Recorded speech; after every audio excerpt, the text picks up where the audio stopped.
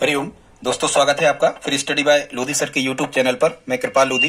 दोस्तों, आज हम आपको लेकर के आए हैं शिक्षक भर्ती परीक्षा का बहुत ही इंपॉर्टेंट टॉपिक। दोस्तों, हिंदी, पर्यावरण और पेडागोजी, इन सभी तीनों विषयों में जो एक टॉपिक लगा रहता है मूल्यांकन, आकलन और मापन, आज हम उसी के संदर्भ में आपको बताने वाले हैं। दोस्तों, यदि आप हमारे चैनल पर पहली बार आए हैं तो प्लीज हमारे चैनल को सब्सक्राइब कर लें, साथ में आए बेल आइकन पर क्लिक करें ताकि सबसे पहले नोटिफिकेशन आपको मिलता रहे। प्लीज आप सब्सक्राइब कर दें, लाइक करें। दोस्तों, बहुत ही इंपॉर्टेंट टॉपिक है शिक्षक भर्ती परीक्षा की दृष्टि से। आज हम आपको बताने वाले हैं मूल्यांकन के प्रकार और कुछ मूल्यांकन की विधियां, विशेषताएं, मूल्यांकन के उद्देश्य आदि। तो बगैर देर किए स्टूडेंट्स, आइए प्रारंभ करते हैं आज का टॉपिक। दोस्तों, एक बात जान लेना जरूरी है, कभी यदि आपसे पूछा जाए कि मुख्यतः मूल्यांकन कितने प्रकार का होता है, तो मुख्यतः मूल्यांकन दो प्रकार का ही होता है। एक तो संरचनात्मक, रचनात्मक या निर्माणात्मक, उसी को कहते हैं, और जो दूसरा होता है ये होता है योगात्मक मूल्यांकन। ठीक है दोस्तों, तो सबसे पहले हम इसमें हमने मूल्यांकन वगैरह की परिभाषाएं नहीं बताई हैं। आप हमारी दूसरी प्लेलिस्ट में जाकर के उसे देख सकते हैं, जिसमें मूल्यांकन का वो हमारा पार्ट 2 रहेगा। उसमें हमने मूल्यांकन की परिभाषाओं को व्यवस्थित तरीके से बताया है। आज चर्चा करते हैं मूल्यांकन के प्रकारों की, और यहीं से प्रश्न आते हैं।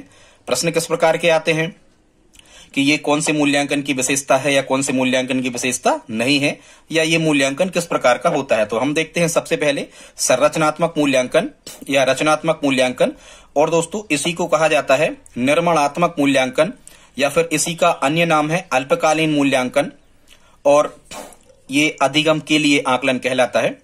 स्टूडेंट्स, अधिगम के लिए आकलन का मतलब ये होता है, सबसे पहले तो आप इसको समझो, अधिगम के लिए आकलन क्या कहलाता है। जब विद्यार्थी आपके विद्यालय में प्रवेश लेता है, और यदि आपका विद्यालय कुछ अच्छी स्थिति में है, एडमिशन ज्यादा छात्रों को नहीं मिल पा रहा है, तो आप प्रवेश परीक्षा लेते हो बच्चे का ये चेक करने के लिए कि बच्चे का जो संज्ञानात्मक विकास है या ज्ञान है वो कितना हुआ है। तो शुरू से लेकर के और बीच बीच में तक आप परीक्षाएं लेते जाते हो, वार्षिक परीक्षा तक लेते हो। तो स्टूडेंट्स, अधिगम के लिए आकलन का मतलब यही होता है कि प्रारंभ से लेकर के और अंत तक परीक्षाएं लेते जाना। एक शब्द आप समझना, लेकिन इसमें निदानात्मक और उपचारात्मक एक साथ चलता है। मतलब संरचनात्मक या रचनात्मक मूल्यांकन में आपको छात्रों की कमियों का पता करते जाना है और उन कमियों को दूर करने का प्रयास भी साथ में करते जाना है।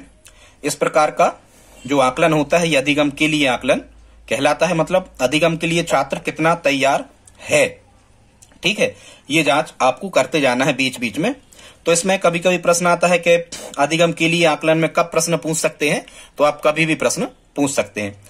अब दोस्तों, हम देखते हैं संरचनात्मक या रचनात्मक मूल्यांकन की कुछ विशेषताएं। एक तो आप इसके नाम याद रखें, रचनात्मक, संरचनात्मक, निर्माणात्मक, अल्पकालीन। मतलब ये अल्पकालीन मूल्यांकन इसलिए कहते हैं क्योंकि बहुत कम समय लगता है किसी भी विषय वस्तु का पता हमें लगाना है छात्र के संदर्भ में, तो बहुत कम समय में हम लगा सकते हैं। तो ये संरचनात्मक। स्टूडेंट्स, इसको इंग्लिश में फॉर्मेटिव एवेल्युएशन या फॉर्मेटिव असेसमेंट भी कहा जाता है। अब हम देखते हैं संरचनात्मक या रचनात्मक मूल्यांकन के बारे में कुछ विशेष तथ्य। तो जब कोई शैक्षिक योजना या शैक्षिक कार्यक्रम अपनी प्रारंभिक अवस्था में होता है और मूल्यांकन करके यदि उसमें सुधार किया जा सकता है, तो उसे रचनात्मक या संरचनात्मक मूल्यांकन कहते हैं। मतलब पढ़ाने के दौरान हम छात्रों का मूल्यांकन भी करेंगे, और यदि जहां भी कमियां आ रही हैं उसमें हम निदानात्मक और उपचारात्मक शिक्षण के माध्यम से सुधार करेंगे। इसका उद्देश्य प्रस्तावित शिक्षा योजना, पाठ्यवस्तु, पाठ्यक्रम, शिक्षण विधि, शिक्षण सामग्री, परीक्षा प्रणाली आदि में सुधार करना है संरचनात्मक का उद्देश्य। अब ये इसमें परीक्षाएं कब होती हैं, यहां से भी प्रश्न बनता है। तो इकाई पूरी होने पर डेली, साप्ताहिक, मासिक, त्रैमासिक, अर्धवार्षिक या वार्षिक परीक्षा भी आप ले सकते हो। वार्षिक भी इसमें शामिल होती है, संरचनात्मक या रचनात्मक, क्योंकि इसका क्षेत्र व्यापक होता है। ठीक है, तो ये सब परीक्षाएं लेना पाठ पूरी हो जाने पर रोज, साप्ताहिक, मासिक, अर्धवार्षिक, 6 माही आदि परीक्षाओं को लेना संरचनात्मक या रचनात्मक मूल्यांकन के अंतर्गत आता है। इसके लिए कौन से मूल्यांकनकर्ता उत्तम होते हैं? आंतरिक मूल्यांकनकर्ता उत्तम होते हैं। इसका मतलब ये हुआ कि जो विद्यालय में शिक्षक कार्य कर रहे हैं वही सर्वोत्तम है इस मूल्यांकन कार्य के लिए। बाह्य मूल्यांकनकर्ता की आवश्यकता इसमें नहीं होती है। इसके द्वारा अल्पकालीन निर्णय लेने में सहायता मिलती है, मतलब तुरंत निर्णय आप ले सकते हो कि छात्रों की गतिविधियों में कहां परिवर्तन करना है। शैक्षिक कार्यक्रमों तथा योजनाओं को इसी से प्रभावशाली बनाया जाता है, संरचनात्मक मूल्यांकन से। ये कब तक चलता है? तो सत्र के प्रारंभ होने से सत्र के अंत तक ये चलता रहता है। अनौपचारिक है। अनौपचारिक का मतलब ये है कि शिक्षक ही किसी भी तरीके से वो एग्जाम ले सकता है, परीक्षा ले सकता है, मूल्यांकन कर सकता है। इसमें पर्यवेक्षकों की, प्रश्न पत्रों की, या हम कहें कि परीक्षा संदर्भ में और जो वार्षिक एग्जाम वगैरह होते हैं, बोर्ड एग्जाम, इन सब में जो संसाधन उपयोगी होते हैं, इनकी आवश्यकता इस मूल्यांकन में नहीं होती। ये निदानात्मक और उपचारात्मक भी है। निदानात्मक आपको पता होगा, बच्चे की या छात्रों की कमियों का पता लगाना कि वो गलतियां कहां कर रहे हैं, क्यों कर रहे हैं, ये निदानात्मक शिक्षण कहलाता है। और जब बच्चों की गलतियों का पता लग जाता है तो उनकी गलतियों को सुधारने का जो प्रयास किया जाता है, एक्स्ट्रा क्लासेस, रेमेडियल क्लासेस के माध्यम से, उनको उपचारात्मक शिक्षण कहते हैं। तो निदानात्मक और उपचारात्मक शिक्षण इसी की विशेषता है। ये बाल केंद्रित है, ठीक है। बालकों की विशेष रुचियां, उनकी इच्छाएं, अभियोग्यताओं का ध्यान रखा जाता है इसमें, तो ये बाल केंद्रित है। ये विद्यालय आधारित आकलन यही कहलाता है। जो एसबीए होता है, स्टूडेंट्स स्कूल बेस्ड असेसमेंट जो होता है, विद्यालय आधारित आकलन का ही ये एक हिस्सा है। व्यापक, विस्तृत व सतत मूल्यांकन भी इसी के अंतर्गत आता है। अभी हम आपको बताएंगे, सीसी का आप एक अलग वीडियो हमारा देख सकते हो, कंटिन्यूअस एंड कॉम्प्रिहेंसिव इवैल्यूएशन, सतत और व्यापक मूल्यांकन का। इसमें क्या होता है, मूल्यांकन की बहुविध प्रणालियों का उपयोग शिक्षक द्वारा किया जाता है। मूल्यांकन की बहुविध प्रणालियों का उपयोग से मतलब स्टूडेंट्स ये होता है कि किन किन तरीकों से आप मूल्यांकन कर सकते हो, सभी प्रकार के तरीकों का उपयोग आप बिल्कुल कर सकते हो, इसमें आप स्वतंत्र हो। तो ये था स्टूडेंट्स संरचनात्मक या परिमाणात्मक मूल्यांकन। कुछ और विशेषताएं हम जानते हैं इसी की कि इसमें और क्या होता है।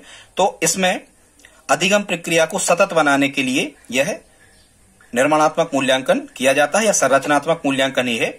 यह देखा जाता है कि शिक्षण में कहां कमी रह गई। पुनः शिक्षण स्टूडेंट्स जहां भी लिखा हो, ये पुनः शिक्षण की प्रक्रिया 2 चरणों में पूरी होती है, निदानात्मक शिक्षण और उपचारात्मक शिक्षण। तो पुनः शिक्षण के द्वारा इसे दूर कर लिया जाता है। यह एक प्रकार का रचनात्मक मूल्यांकन है और अधिगम के लिए मूल्यांकन है। और ये हमने आपको बता दिया कि बीच बीच में प्रश्न पूछ सकते हो, शुरू से लास्ट तक आप प्रश्न पूछ सकते हो। अब देखते हैं स्टूडेंट्स हम संरचनात्मक मूल्यांकन की विधियां क्या हैं, कि आप संरचनात्मक मूल्यांकन कैसे कर सकते हो, किन विधियों का उपयोग संरचनात्मक मूल्यांकन में आप कर सकते हो। तो देखते हैं, परिमाणात्मक मूल्यांकन या रचनात्मक, ये तो एक ही है स्टूडेंट्स। ये विद्यालय स्तर पर होने वाली सभी परीक्षाएं इनमें शामिल होती हैं। अंक भी मिलते हैं, अंक नहीं भी मिल सकती, ये कोई शर्त नहीं है। भले यहां पर हमने लिखा है जिनमें अंक मिले, अंक मिल भी सकते हैं, अंक नहीं भी मिल सकते हैं। रचनात्मक मूल्यांकन का मतलब यही होता है। तो इसमें कितने प्रकार की परीक्षाएं ली जाती हैं देखते हैं। तो 3 प्रकार की परीक्षाएं रचनात्मक मूल्यांकन के दौरान ली जाती हैं। कौन कौन सी परीक्षाएं ली जाती हैं इसमें? एक तो होता है मौखिक परीक्षा, फिर लिखित परीक्षा और प्रायोगिक परीक्षा। अब हम एक एक को देखते हैं। मौखिक परीक्षा का मतलब स्टूडेंट्स वही होता है, एक प्रकार का साक्षात्कार, बच्चों को सामने बैठा करके और शिक्षकों के द्वारा उनकी रुचियां, अभिवृत्तियां, ठीक है, और उनकी मानसिक योग्यता आदि का परीक्षण करना, ये मौखिक परीक्षा के अंतर्गत आता है। मौखिक परीक्षा का सबसे पहले जो उपयोग किया था, ये ग्लेडाइस के द्वारा किया गया था। हालांकि बाद में सुकरात ने भी इस मौखिक परीक्षा साक्षात्कार विधि का समर्थन किया। तो ये आप जरूर याद रखें, साक्षात्कार विधि का जनक ग्लेडाइस था और सुकरात इसके पक्षधर थे। इसमें क्या होता है, मौखिक परीक्षा में या साक्षात्कार विधि में ज्ञान, अभिव्यक्ति की क्षमता व आत्मविश्वास को परखा जाता है। छात्र की ध्यान से समझना, ज्ञान अभिव्यक्ति की कितनी क्षमता है, कितना आत्मविश्वास है, ये परखा जाता है। मौखिक परीक्षा व्यक्तिगत होती है, एक एक व्यक्ति, एक एक छात्र को बुलाया जाता है, सामूहिक नहीं होती। यहाँ द्विअर्थी शब्दों का प्रयोग प्रतिबंधित है। द्विअर्थी मतलब आप 2 अर्थ वाले प्रश्न नहीं पूछ सकते, ठीक है। जैसे 2 अर्थ वाले प्रश्न मतलब इस टाइप के, जैसे हम कहें कि सभी परफ्यूम खुशबू देते हैं, खुशबू सीमा की मित्र है, ऐसे। तो अब खुशबू 2 बार आया पर दोनों बार अर्थ अलग अलग है, तो ऐसे शब्दों का प्रयोग यहाँ मौखिक परीक्षा में नहीं किया जाता है। आई होप आप इतना समझ गए होंगे। अब देखते हैं स्टूडेंट्स, दूसरा जो प्रकार होता है रचनात्मक या परिमाणात्मक मूल्यांकन लेने का, ये होता है लिखित परीक्षाएं, जो लिख करके कॉपी दी जाती छात्रों को और लिख करके वो अपनी अभिव्यक्ति करते हैं। तो लिखित परीक्षाओं के अंतर्गत लिखकर अपने विचारों या नॉलेज को अभिव्यक्त करते हैं। वर्तमान में सर्वाधिक प्रचलन इसी परीक्षा का है, लिखित परीक्षा का ही है। अब जो लिखित परीक्षा होती है स्टूडेंट्स, इसमें मुख्यतः इसको दो भागों में बांटा जाता है। एक तो इसका हिस्सा हम कह सकते हैं कि दीर्घ उत्तरीय प्रश्न और या बड़े उत्तर वाले प्रश्न, और दूसरा हम कह सकते हैं वस्तुनिष्ठ प्रश्न। ठीक है, तो स्टूडेंट्स जो प्रश्नों को बांटा जाता है ये मुख्यतः कहीं कहीं ऐसा भी मिलता है कि इनको 4 प्रकारों में बांटा गया है। एक तो वस्तुनिष्ठ प्रश्न, इसका वेटेज 36% होता है। ठीक है, यह 36% से अधिक नहीं होना चाहिए वस्तुनिष्ठ प्रश्न एक अच्छी प्रश्नावली में या अच्छे प्रश्न पत्र में। तो वस्तुनिष्ठ प्रश्न होते हैं, अति लघुत्तरीय प्रश्न होते हैं और लघुत्तरीय प्रश्न होते हैं और निबंधात्मक प्रश्न होते हैं। ठीक है स्टूडेंट्स, ये निबंधात्मक प्रश्नों का जनक कौन था? चीन से ये प्रणाली भारत में आई है। अब हम देखते हैं कि जो वस्तुनिष्ठ प्रश्न होते हैं ये मुख्यतः तो 5 प्रकार के होते हैं। मुख्यतः कितने प्रकार के होते हैं? 5 प्रकार के, नहीं तो टोटल यदि मिलाओ तो ये 7 प्रकार के हो जाते हैं। अब हम देखते हैं वस्तुनिष्ठ प्रश्नों के प्रकार के वस्तुनिष्ठ प्रश्न कितने प्रकार के होते हैं। यहां से भी प्रश्न बनते हैं कि ये वस्तुनिष्ठ प्रश्न का प्रकार है या नहीं है। बहुत छोटे उत्तर वाले अति लघुत्तरीय, उससे बड़े कुछ उत्तर वाले लघुत्तरीय, निबंधात्मक जिनमें अपने विचार व्यक्त कर सके, शब्द सीमा हालांकि इसमें निर्धारित रहती है सभी में। तो हम देखते हैं वस्तुनिष्ठ प्रश्नों के प्रकार। तो सबसे पहला तो होता है सत्य सत्य परीक्षण, मतलब सही गलत के निशान लगाओ या सत्य सत्य लगाओ या ट्रू फॉल्स। ठीक है, दूसरा होता है बहुविकल्पीय परीक्षण जिसमें विकल्प आते हैं। भारत की राजधानी है, अब 4 विकल्प ऑप्शन आपको दे देंगे, तो बहुविकल्पीय परीक्षण कहलाता है। तुल्य पद समरूप परीक्षण स्टूडेंट्स, ये सही जोड़ियां कहलाती हैं, आमने सामने बना के जो लिखना होती हैं। फिर अगला होता है रिक्त स्थान पूर्ति परीक्षण, ये रिक्त स्थान है। फिर होता है सरल पुनः स्मरण परीक्षण या एक शब्द में उत्तर, जैसे पूछा जाए भारत की राजधानी क्या है, आप कहोगे नई दिल्ली, इस टाइप के। ठीक है स्टूडेंट्स, फिर इसी में और भी प्रकार के प्रश्न होते हैं, वर्गीकृत प्रश्न होते हैं। वर्गीकृत का मतलब यह है कि असमान छांटो, कोई भी 4 शब्द वो दे देंगे, इनमें से एक अलग होगा और 3 में समानता होगी तो अलग अपन छांट लेंगे। व्यवस्थितीकरण प्रश्न स्टूडेंट्स, ये रीअरेंज टाइप का होता है, कोई भी स्पेलिंग लिख देंगे, I am going to Delhi, कुछ भी इस टाइप का सही सेंटेंस लिखा होगा और वो आई कहीं लिखेंगे, एम कहीं लिखेंगे, क्रम चेंज कर देंगे, हमें उनको क्रम से जमाना होगा। या कोई स्पेलिंग दे देंगे, मंकी की स्पेलिंग दे देंगे, पर के लिखेंगे कहीं, ओ लिखेंगे कहीं, एम लिखेंगे कहीं, समझ पा रहे हैं? इस टाइप से, जैसे मंकी लिखा तो इस टाइप से लिखेंगे ओ एम एन वाई के ई, इस प्रकार से। ठीक है, अब इसको व्यवस्थित जमाओ आप। तो यदि आपने ज्यादा अध्ययन किया होगा, वोकेबुलरी आपकी अच्छी होगी, तो आप इसको बता सकते हो कि ये मंकी लिखा तो व्यवस्थितीकरण प्रश्न कहलाते हैं। ठीक है, ये 5 प्रकार के मुख्य होते हैं, पर हमने यहाँ आपको कितने बताए? 7 प्रकार के बताए हैं। स्टूडेंट्स, ये जो वस्तुनिष्ठ प्रश्न होते हैं, ये वस्तुनिष्ठ प्रश्नों को फिर 2 भागों में बांटा जाता है। वस्तुनिष्ठ प्रश्नों के फिर 2 प्रकार होते हैं। एक तो होते हैं प्रत्याभिज्ञान रूप, मतलब प्रत्याभिज्ञान रूप का मतलब ये होता है कि प्रत्याभिज्ञान मतलब आपका ज्ञान कितना है ये चेक करना होगा, लेकिन संभावित उत्तर वहां दिए रहते हैं। मतलब सीधी सी बात, आपको ऑप्शन दिए रहेंगे, सही जोड़ी वहां पर दी होंगी, क्रम निर्धारण में आपको ये सब दिया होगा। ठीक है, मतलब उत्तर आपको प्रश्न पत्र में ही दिख रहे होंगे, तो ये कहलाता है प्रत्याभिज्ञान रूप वस्तुनिष्ठ प्रश्नों का एक प्रकार। और दूसरा होता है प्रत्यास्मरण, मतलब यहाँ आपको स्मरण करके ही उत्तर देना होता है। जैसे एक शब्द में उत्तर दीजिए, एक प्रश्न आ गया कि एक शब्द में उत्तर दीजिए, तो आपको याद यदि मेमोरी में होगा तो ये आप लिख सकते हो, या रिक्त स्थान भरना है तो आपकी मेमोरी में होगा तो ये आप लिख सकते हो। प्रश्न पत्र में कहीं इसका उत्तर नहीं दिख रहा होगा तो ये कहलाते हैं प्रत्यास्मरण, जिनको हमें याद करके लिखना होता है। अब स्टूडेंट्स, जो लिखित परीक्षा में जो प्रश्न होते हैं, यहां से भी आपको क्वेश्चन आते हैं, अभी बता रहे हैं हम आगे कैसे कैसे आते हैं। जो हम ये बताते जा रहे हैं यही सब तो प्रश्न है। ठीक, यहाँ कहेंगे वस्तुनिष्ठ प्रश्न का प्रकार नहीं है। ठीक है, यहाँ पूछेंगे परिमाणात्मक मूल्यांकन की कितनी विधियां होती हैं। ठीक, तो ये 3 विधियां होती हैं। अब हम देखते हैं प्रश्नों के और प्रकार। तो प्रश्न मुख्यतः और 2 प्रकार के होते हैं। यदि स्वतंत्रता के आधार पर कहा जाए तो मुक्त अंत वाले प्रश्न या ओपन एंडेड वाले प्रश्न। ठीक है, मतलब हम कहें कि खुली प्रश्नावली, इसको भी कह सकते हैं हम। ये परंपरागत जो प्राचीन काल से चले आ रहा है, मतलब ऐसे प्रश्नों को मुक्त अंत वाले प्रश्न कहा जाता है जिनमें छात्र को विचार प्रस्तुत करने या विचार व्यक्त करने की स्वतंत्रता होती है। मतलब वो बहुत कुछ उनमें मन से बना करके लिख सकता है, जैसे लघुत्तरीय प्रश्न, अति लघुत्तरीय प्रश्न और निबंधात्मक प्रश्न आदि। ये मुक्त मतलब स्वतंत्र है छात्र, यहां से समझना। मुक्त अंत मतलब छात्र स्वतंत्र है, अपने मन के विचारों को व्यक्त कर सकता है कितना भी। लेकिन जो दूसरी प्रश्नावली होती है, प्रश्न का दूसरा प्रकार होता है, वो बंद प्रश्नावली कहलाती है। बंद अंत वाले प्रश्न, क्लोज एंडेड वाले प्रश्न, इसमें यही आ जाते हैं पूरे वस्तुनिष्ठ टाइप के प्रश्न। कौन से? वस्तुनिष्ठ टाइप के प्रश्न बंद अंत या क्लोज्ड एंडेड वाले प्रश्नों में आ जाते हैं। ठीक है, बहुविकल्पीय टाइप सभी वस्तुनिष्ठ प्रकार के प्रश्न होते हैं। और ये आजकल चलने लगा है कंपटीशन एग्जाम में भी, आप लोग भी अभी एग्जाम देने जाओगे तो बंद अंत या क्लोज एंडेड वाले प्रश्नों को ही आपको हल करना होगा। इसको नवीन उपागम कहा जाता है परीक्षा लेने का, या नवीन प्रणाली इसको कहा जाता है, क्योंकि परंपरागत कौन थी पुराने समय में, जो हम दीर्घोत्तरीय प्रश्नों को लिखते थे। तो आई होप आप इतना समझ गए होंगे। अब हम देखते हैं प्रायोगिक परीक्षा। तो प्रायोगिक परीक्षा मुख्यतः दो प्रकार की होती है। एक तो आंतरिक प्रायोगिक परीक्षा, जो प्रयोगशाला में छात्रों द्वारा किए गए कार्यों का मूल्यांकन शिक्षक स्वयं कर लेता है, तो इंटरनल कहलाता है आंतरिक प्रयोग। और मुख्यतः ये प्रायोगिक परीक्षा विज्ञान विषय में होती है और विद्यालय के शिक्षकों द्वारा ही आंतरिक प्रयोग परीक्षा ली जाती है। फिर प्रायोगिक परीक्षा का जो दूसरा प्रकार होता है, ये बाह्य मूल्यांकन कहलाता है। ये बाह्य मूल्यांकन जो है स्टूडेंट्स, ये छात्र के बाहरी जीवन से जोड़कर देखा जाता है। खासकर जैसे कोई एग्जाम होता है, आपने देखा होगा कि अभी एमपी पुलिस भर्ती परीक्षा चल रही है, तो पहले छात्रों ने रिटर्न एग्जाम क्वालिफाई किया, इसके बाद उनका बाह्य मूल्यांकन होगा, मतलब उनको फिजिकल वगैरह, प्रायोगिक तौर पर फिजिकल वगैरह उनको निकालना होगा। तो ये बाहरी व्यक्तियों द्वारा लिया जाता है बाह्य मूल्यांकन, छात्र के बाहरी जीवन से जोड़कर इसे देखा जाता है। जैसे एथलेटिक्स, शारीरिक शिक्षा, गृह विज्ञान, कला, नैतिक शिक्षा आदि, ये विद्यालय के शिक्षकों तथा बाहरी शिक्षकों द्वारा हो सकता है। तो विद्यालय के शिक्षक भी हो सकते हैं, लेकिन बाहरी होना इनमें अनिवार्य होता है। विद्यालय के बाहरी शिक्षक इसमें मुख्यतः शामिल होते हैं बाह्य मूल्यांकन में। तो दोस्तों, यहां तक यदि आपने हमारा वीडियो देखा है तो प्लीज आप लाइक तो कर ही दें। अब हम स्टूडेंट्स आगे देखते हैं कुछ मूल्यांकन के अन्य प्रकारों को।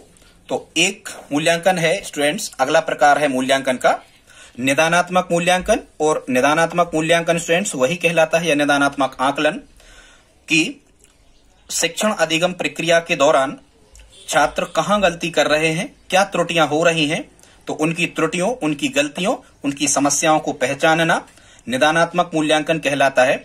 एक होता है स्टूडेंट इसी में उपचारात्मक मूल्यांकन। तो जब छात्रों की त्रुटियां, कमियां या समस्याओं का पता लग जाता है, तो उन कमियां, त्रुटियों और समस्याओं को दूर करने के लिए जो मूल्यांकन किया जाता है उसे उपचारात्मक मूल्यांकन कहते हैं। आई होप आप इतना समझ गए होंगे।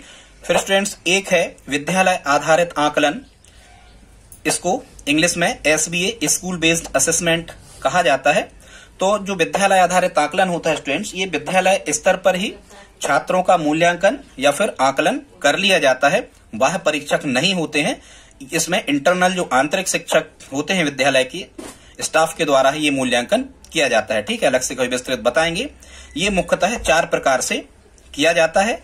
एक तो होता है 100 आकलन। स्टूडेंट्स, ये 100 आकलन का मतलब ये होता है, 100 आकलन मतलब कहलाता है अधिगम के रूप में आकलन। मतलब इसमें छात्र अपना आकलन स्वयं करते हैं कि हम कितना सीख पा रहे हैं, हम कहां त्रुटियां कर रहे हैं और कितना अधिगम हमें हो रहा है। तो जब छात्र स्वयं ये आकलन करते हैं तो इसे 100 आकलन कहा जाता है, और इसे ही कहा जाता है अधिगम के रूप में।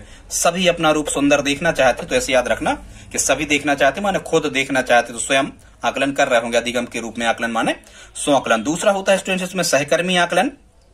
सहकर्मी आकलन का मतलब यही होता है कि अन्य छात्र जो हैं विद्यालय के, वो कैसे प्रगति कर रहे होते हैं, तो उनके छात्रों जो साथ में रहने वाले हैं उन छात्रों के द्वारा यह आकलन किया जाता है कि इस प्रकार के आकलन को जो छात्र एक दूसरे छात्र का करते हैं तो उसे क्या कहा जाता है स्टूडेंट, सहकर्मी आकलन। ठीक है। फिर एक होता है समूह कार्य आकलन। समूह कार्य आकलन का मतलब होता है कि समूह में रहकर आकलन करना। तो समूह में आकलन करना कहलाता है समूह कार्य आकलन। इसमें यह देखा जाता है कि जो छात्र कार्य कर रहे हैं, अधिगम कर रहे हैं, वो एक दूसरे का सहयोग कैसे कर रहे हैं, क्या कर रहे हैं आदि, यह देखना समूह कार्य आकलन कहलाता है। अगला होता है स्टूडेंट पोर्टफोलियो आकलन। पोर्टफोलियो आकलन का मतलब यह होता है कि निर्धारित समय अवधि पर जब आकलन किसी विशेष पहलू पर होता है। ठीक है, छात्र भी कर सकते हैं, शिक्षक भी कर सकते हैं। पोर्टफोलियो आकलन का मतलब होता है कि विशेष समय अवधि पर किसी विशेष पहलू पर, मतलब छात्र का भार आप माप रहे हो, उसका आकलन कर रहे हो, या आप छात्रों की लंबाई का पता कर रहे हो, लंबाई उसको माप रहे हो, लंबाई का आकलन कर रहे हो, तो ये कहलाता है। या उसके द्वारा बनाए गए कोई चित्र वगैरह का आकलन कर रहे हो, या उसको एथलेटिक्स के गुण कितने हैं इसका आकलन कर रहे हो, तो ये कहलाता है क्या, पोर्टफोलियो आकलन। स्टूडेंट्स, जो विद्यालय आधारित आकलन होता है इसके अंतर्गत 2 और सावधानियां आपको ध्यान में रखना है, ये भी इंपॉर्टेंट पूछी जाती हैं। इसमें विद्यालय आधारित आकलन में क्या होता है कि 6 से 11 वर्ष तक के जो यदि कम से कम 40 छात्र किसी स्थान पर होते हैं तो वहां 1 किलोमीटर की परिधि के दायरे में प्राथमिक विद्यालय खोले जाते हैं, उनमें यह आकलन होता है। और यदि 11 से 14 वर्ष की उम्र के कम से कम 12 छात्र वहां पर हो जाते हैं 3 किलोमीटर के दायरे में, तो फिर वहां पर माध्यमिक विद्यालय खोले जाते हैं। अब स्टूडेंट्स हम देखते हैं प्रमापीकृत और अप्रमापीकृत मूल्यांकन क्या कहलाता है। तो स्टूडेंट्स प्रमापीकृत आकलन का मतलब ये होता है, प्रमापीकृत आकलन का मतलब ये होता है कि ऐसा आकलन या ऐसा मूल्यांकन जो विशेष एक्सपर्ट के द्वारा बनाया गया है, बहुत ज्यादा उस विषय में नॉलेज रखने वाले जो एक्सपर्ट लोग हैं उनके द्वारा जो बनाया जाता है मूल्यांकन, उसे प्रमापीकृत मूल्यांकन कहते हैं। और विद्यालय स्तर पर विद्यालय के शिक्षकों द्वारा ही जो मूल्यांकन के लिए प्रश्न पत्र वगैरह या विधियां बनाई जाती हैं उन्हें अप्रमापीकृत मूल्यांकन कहते हैं। आगे स्टूडेंट्स आपको सतत और व्यापक मूल्यांकन सीसीई के लिए आप हमारा एक अलग से वीडियो देख सकते हैं, उसमें हमने सीसीई के बारे में बहुत ही विस्तृत बताया है। ठीक स्टूडेंट्स, अगला एक प्रकार इसमें होता है, देखते हैं गुणात्मक मूल्यांकन, जिसमें छात्रों के लगभग गुणों का मापन या मूल्यांकन किया जाता है। तो ये गुणात्मक मूल्यांकन कहलाता है। ये कितने प्रकार से कर सकते हो, कितनी विधियां होती हैं गुणात्मक मूल्यांकन करने की। तो एक होती है जांच सूची और स्तर माप। इसमें जांच सूची भरी जाती है, छात्रों के द्वारा छात्रों से प्रश्न किए जाते हैं, उसमें प्रश्न लिखे ही होते हैं, वो छात्र उसको भरते हैं। ठीक है, प्रयोगात्मक ज्ञान, अभिवृत्तियां, रुचियां, अवधारणाओं और मूल्यों की जांच इसमें की जाती है स्तर माप के द्वारा। दूसरा होता है अवलोकन या निरीक्षण करके।